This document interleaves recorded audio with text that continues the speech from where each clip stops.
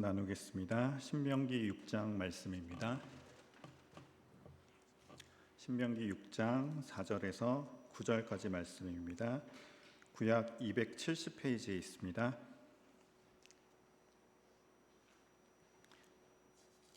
저희가 같이 읽겠습니다. 신명기 6장 4절에서 9절 말씀. 이스라엘아 들으라. 우리 하나님 여호와는 오직 유일한 여호와이시니 너는 마음을 다하고 뜻을 다하고 힘을 다하여 내 하나님 여호와를 사랑하라. 오늘 내가 내게 명하는 이 말씀을 너는 마음에 새기고 내 자녀에게 부지런히 가르치며 집에 앉아 있을 때에든지 길을 갈 때에든지 누워 있을 때에든지 일어날 때에든지 이 말씀을 강론할 것이며 너는 또 그것을 내 손목에 메어 기호를 삼으며 내 미간에 붙여 표로 삼고 또 내 집 문설주와 바깥문에 기록할지니라. 아멘.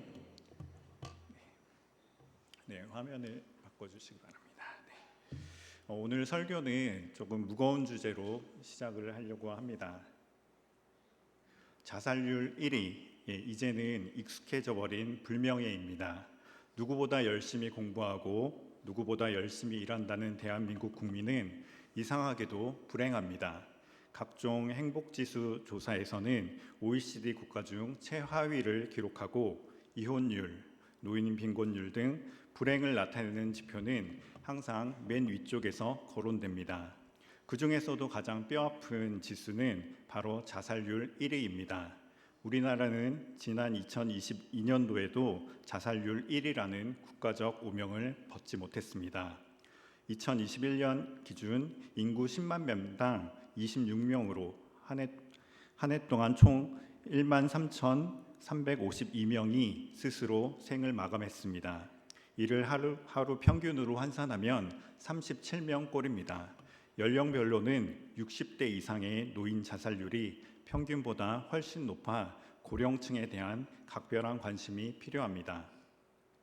과거에 자살하는 사람들은 주로 가정 파탄이나 빚더미로 인해 생활고를 비관하여 자살하는 것이 주류였습니다. 물론 지금도 많은 분들이 이러한 이유로 스스로 삶을 마감합니다. 하지만 요즘은 특정한 이유를 찾아보기 어려울 정도로 자살의 원인이 다양해졌습니다. 외적으로는 남부러울 것 없는 조건을 가지고 있으면서도 자살을 선택하는 사람들이 점점 많아지는 추세입니다. 상황과 이유는 다양하지만 그 이면에는 공통적으로 의욕 상실과 무기력함이 깔려 있습니다. 자신의 가치와 삶의 의미를 잃어버린 것입니다. 제가 어떻게 감히 그분들의 선택을 이야기할 수 있겠습니까? 다만 저희 가정에도 이러한 케이스가 있습니다. 저희 작은 아버지, 그러니까 저희 아버지의 동생분이시죠. 그분도 몇 년 전에 스스로의 삶을 마감하셨습니다. 60을 훌쩍 넘기시고 이른을 코앞에 둔 나이셨고요. 자녀들은 다 장성하여 좋은 직장에 다니고 있습니다. 경제적으로는 그렇게 크게 어려움을 겪지 않는 가정입니다.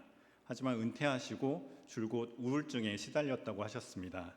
그러다 보니까는 어느 순간 삶의 의미를 잃어버리고 자신의 존재에 대해서 부정적으로 생각하기 시작하셨다고 합니다. 그러다가 결국 자신의 목숨을 스스로 저버린 경우입니다. 네. 삶의 의미를 잃어버리고 나면 돈이나 권력, 외모 등의 외적인 조건은 아무런 의미가 없게 느껴지게 되는 것입니다. 결국 자살이란 모든 인간이 가치 있는 삶을 살고 싶다는 내면의 아우성을 강하게 대변하는 메시지라고 할 수 있습니다. 이처럼 세상 사람들은 평생 존귀한 삶을 살고 싶어 합니다. 자신이 가치 있는 존재로 인정받기를 원합니다. 그래서 자신의 가치를 위해 엄청난 고생을 감수하기도 합니다. 어떤 사람은 선행으로, 어떤 사람은 돈으로, 어떤 사람은 권력으로 그 가치를 만들어 보려고 헛된 노력을 합니다. 왜 그런 노력들이 헛된 것인가요? 성경은 이렇게 말합니다. 같이 읽겠습니다. 여호와께서 집을 세우지 아니하시면 세우는 자의 수고가 헛되며 여호와께서 성을 지키지 아니하시면 파수꾼의 깨어 있음이 헛되도다. 아멘. 그렇다면 우리는 어떻게 하나님으로부터 평생 존귀 여김을 받으며 이 땅을 살아갈 수 있겠습니까? 어떻게 사는 것이 정말 가치 있는 존재로 하나님과 사람에게 존귀 여김 받는 인생이 될 수 있을까요? 하나님은 우리에게 이렇게 말씀하십니다. 같이 읽겠습니다. 나를 존중히 여기는 자를 내가 존중히 여기고 나를 멸시하는 자를 내가 경멸히 여기리라. 아멘. 결국 하나님과 사람들에게 존귀 여김을 받는 삶을 소원한다면 먼저 하나님을 온 마음 다해서 존귀 여기라는 말씀입니다. 진정한 가치는 하나님으로부터 오는 것입니다. 진정으로 자신의 가치를 존귀한 인생으로 살기를 원하십니까? 그렇다면 마음과 성품과 힘을 다해 하나님을 사랑하는 삶을 살아야 합니다. 오늘 본문인 신명기는 34장으로 이루어진 모세의 긴 설교입니다. 당시 이스라엘 백성들은 요단 동편 모압 평지였던 벳부올 맞은편 골짜기에 모여 하나님이 모세를 통해 전하시는 율법을 듣습니다. 1장에서 4장 43절까지 첫 번째 설교는 과거 1세대 선조들을 위해 하나님이 베푸시는 기적과 은혜들을 상기시킵니다. 4장 44절에서 26장 19절까지 두 번째 설교는 오늘날 하나님의 백성이 지켜야 할 규범에 대해 설명하고 있습니다. 마지막으로 27장에서 34장까지 세 번째 설교에서는 하나님의 규례를 지킬 때 장차 받게 될 축복과 거역할 때 받을 저주를 대조하며 제시하고 있습니다. 왜 모세는 출애굽기와 레위기를 통해 전달했던 하나님의 명령과 규례를 다시 반복하고 있을까요? 이미 약속의 말씀을 들었던 1세대는 불순종으로 인해 광야 40년을 거치면서 모두 죽었기 때문입니다. 그래서 하나님은 가나안을 눈앞에 둔 이스라엘 백성들에게 존귀한 인생으로 평생을 살기 위해 잊지 말아야 할 것이 무엇인지를 말씀하고 있습니다. 오늘 본문인 신명기 6장 4절에서 9절은 앞으로 이스라엘 백성들이 가나안 땅에 들어가서 지켜야 할 명령과 규례들을 간략하게 집약한 말씀입니다. 이 말씀을 한마디로 줄이면 마음과 성품과 힘을 다해 하나님을 사랑하라입니다.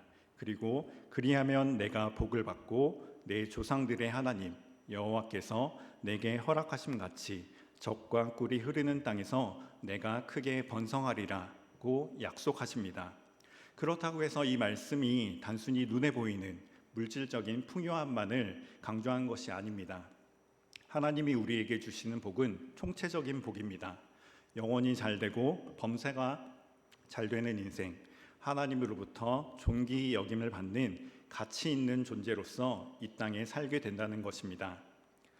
출애굽 1세대는 누구보다 하나님의 은혜와 사랑을 눈앞에서 체험하고 맛보았던 세대입니다. 그러나 그들은 마음과 성품과 뜻을 다해 하나님을 사랑하는 데 실패했습니다. 하나님은 이스라엘 백성을 향해 한없는 은혜와 사랑을 부어주셨습니다. 애굽에서 이스라엘이 극한 고통 중에 있을 때 모세를 통해 보여준 10가지 재앙, 홍해 앞에서 사면초가로 한 발자국도 움직일 수 없었던 그들 앞에 보여준 마른 땅과 애굽 군대의 전멸을 기억해야 했습니다. 하나님이 얼마나 큰 은혜와 사랑을 베푸셨습니까? 이뿐 아니라 광야를 여행하는 이스라엘 백성을 위해 하나님은 창조주의 능력을 보여주셨습니다. 낮에는 해를 가리는 구름 기둥, 밤에는 추위를 막기 위한 불기둥으로 이스라엘 백성에 대한 사랑을 지속적으로 보여주셨습니다. 물이 없다고 불평할 때, 고기가 먹고 싶다고 애굽을 회상할 때 원망하며 끊임없이 무언가를 요구하고 원망하는 그들을 향해 하나님은 넓은 가슴과 강한 오른손으로 보듬어 주셨습니다. 마치 떼를 쓰며 울고 보채는 어린아이를 품에 안고 달래는 엄마처럼 하나님은 이스라엘 백성들에게 끝없는 사랑을 부어주셨습니다. 그러나 그러한 풍성한 하나님의 사랑에도 불구하고 이스라엘 백성들은 하나님의 사랑에 반응하지 않았습니다. 오히려 하나님을 대적하고 우상을 숭배하며 불신앙의 죄를 반복했습니다. 가데스 바냐에서 그들의 불신앙은 최고조에 달합니다. 정탐을 마치고 돌아온 10명의 정탐꾼들은 부정적인 보고를 하게 됩니다. 그리고 그 보고를 들은 이스라엘 백성은 밤새도록 목 놓아 울부짖습니다. 지금까지 받은 하나님의 사랑과 하나님의 능력을 전면적으로 부정하고 대적하는 행위였습니다. 결국 하나님의 진노로 40년간 광야 생활이 시작되었으며 그 기간 동안 하나님의 사랑을 잊고 불신앙의 죄를 지었던 1세대는 모두 광야에서 죽고 말았습니다. 이제 모세는 남은 2세대를 앞에 두고 이렇게 이야기합니다. 너희 조상들이 하나님의 사랑을 잊어버리고 불순종했을 때 모두 하나님의 버림을 받았다. 그러므로 너희는 마음과 성품과 힘을 다해 하나님을 사랑하라. 그리하면 하나님으로부터 평생 존귀 여김을 받는 인생이 될 것이다. 어떤 동물인지 아십니까? 펭귄이죠. 남극에 살고 있는 황제 펭귄입니다. 황제 펭귄은 부성애가 뛰어난 동물로 알려져 있습니다. 알을 낳으면서 많은 에너지를 소모한 암컷은 자신의 알을 수컷에게 전달하고 사냥을 하러 바다로 나가게 됩니다. 암컷의 알을 전달받은 수컷은 자신의 발 위에 알을 조심스럽게 올려놓고 자신의 가죽으로 덮어 알을 따뜻하게 유지합니다. 그리고 알이 부화하기 전까지 수컷 황제 펭귄은 눈을 먹으면서 수분을 보충할 뿐 아무것도 먹지 않는다고 합니다. 실수로 알이 바닥으로 떨어지면 매우 추운 온도로 짧은 시간에도 알이 얼어버릴 수 있기 때문입니다. 65일에서 75일 뒤 마침내 알에서 아기 펭귄이 부화하게 됩니다. 아기 펭귄이 부화하기 전까지 아무것도 먹지 못한 수컷은 체중의 절반을 잃는다고 합니다. 헌신적인 부모 펭귄의 노력으로 세상에서 가장 추운 곳에서도 귀한 생명이 태어나게 됩니다. 하지만 헌신적인 황제 펭귄의 사랑과는 비교되지 않는 우리를 절대적으로 사랑하시는 분이 하나님이십니다. 우리를 만드신 창조주 하나님이십니다. 그렇기에 누구보다 하나님은 우리를 잘 아시며 우리를 사랑하십니다. 그분은 졸지도 주무시지도 않고 우리를 눈동자처럼 지키십니다. 이렇게 우리를 사랑하시는 하나님에 대한 우리의 반응과 자세는 무엇입니까? 그것은 하나님만을 사랑하며 존귀히 여기는 삶을 사는 것입니다. 우리 삶의 첫 번째 목표는 하나님을 사랑하는 삶입니다. 신명기 6장 5절에 모세가 말한 것처럼 마음을 다하고 성품을 다하고 힘을 다하여 하나님을 사랑하는 것이 하나님께 지음받는 우리 인간의 본분이며 마땅한 반응인 것입니다. 그렇다면 마음과 성품과 힘을 다해 하나님을 사랑하는 것은 구체적으로 어떤 의미인지 알아보겠습니다. 우리 같이 읽겠습니다.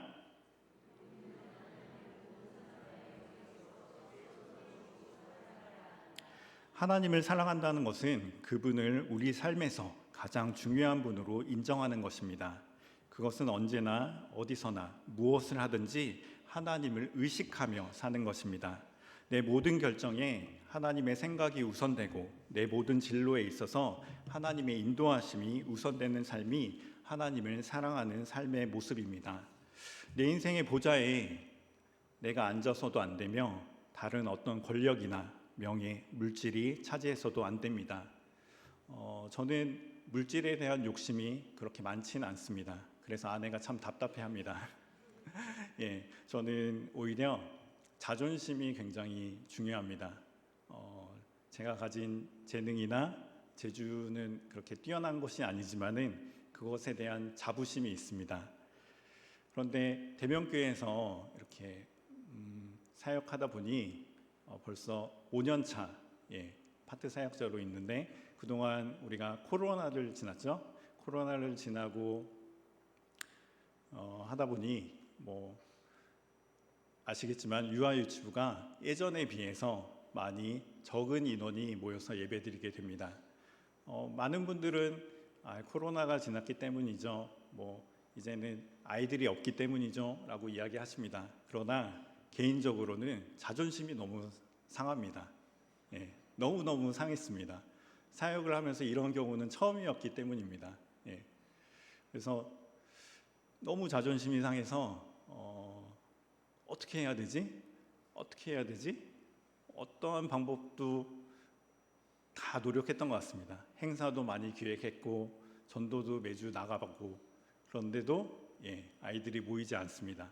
자존심이 너무 상해서 이제는 도망가고 싶다라는 생각도 많이 했습니다. 그러다 하나님께서 문득 이런 마음을 주셨습니다. 너의 자존심을 꺾을 때가 왔구나. 이제는 내가 일하마 라는 마음을 주시더라고요. 제가 하나님 앞에 하나님을 더 사랑하기보다 제 자존심을 더 앞세웠던 것 같습니다. 그래서 올해 우리 선생님들과 몇 번 이야기를 나눴는데요. 올해는 평안함으로 사역들을 임할 것입니다. 선생님들을 쪼지 않고 선생님들을 압박하지 않고 함께 평안함으로 예배를 드리고 아이들과 함께 할 것을 여러분에게 다짐합니다. 하나님만이 우리의 왕이시며 내 삶을 주관하실 수 있는 분임을 인정하는 삶이 하나님을 최우선으로 사랑하는 삶입니다. 둘째 읽겠습니다. 하나님을 사랑하기 위한 최선의 노력이 필요합니다. 마음과 성품과 힘을 다해 사랑한다는 것을 역으로 말하자면 마음과 성품과 힘을 다하지 않으면 진정한 사랑이 될 수 없다는 것을 반증합니다. 따라서 사랑은 정지된 것이 아니라 움직이는 것입니다. 하나님께 끊임없이 우리의 마음을 두고 시간을 내어 그분과 함께하는 최선의 노력이 필요합니다. 하나님이 우리를 사랑하실 때 그 사랑은 관념도 느낌도 아닌 행동이었습니다. 요한복음에서 이렇게 이야기합니다. 같이 읽겠습니다. 하나님이 세상을 이처럼 사랑하사 독생자를 주셨으니 이는 그를 믿는 자마다 멸망하지 않고 영생을 얻게 하려 하심이라. 아멘. 하나님은 그 사랑에 대해 우리도 행동으로 사랑하길 기대하십니다. 예수님은 행동으로 하나님을 사랑하는 것이 무엇인지 가르쳐 주셨습니다. 같이 읽겠습니다. 지키는 자라야 나를 사랑하는 자니 나를 사랑하는 자는 내 아버지께 사랑을 받을 것이요 나도 그를 사랑하여 그에게 나를 나타내리라. 아멘. 하나님을 행동으로 사랑하는 것은 하나님의 말씀에 의지적으로 순종하는 것입니다. 어떤 말씀에 순종해야 될까요? 같이 읽겠습니다. 예수께서 이르시되 내 마음을 다하고 목숨을 다하고 뜻을 다하여 주 너의 하나님을 사랑하라 하셨으니 이것이 크고 첫째 되는 계명이요 둘째도 그와 같으니 내 이웃을 내 자신같이 사랑하라 하셨으니 이 두 계명이 온 율법과 선지자의 강령이니라. 아멘.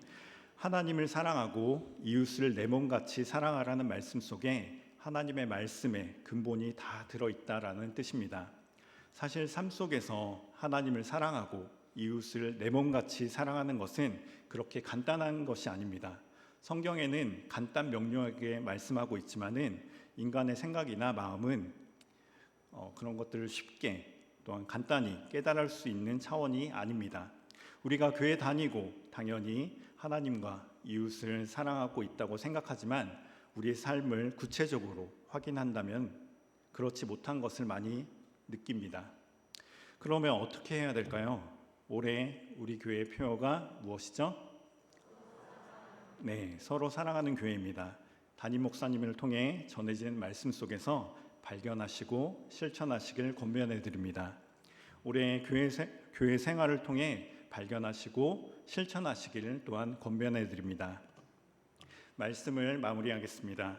우리는 하나님을 마음과 성품과 힘을 다해 사랑함으로 평생 자신의 가치를 알고 존귀 여김 받는 사람으로 살 수 있음을 기억해야 합니다.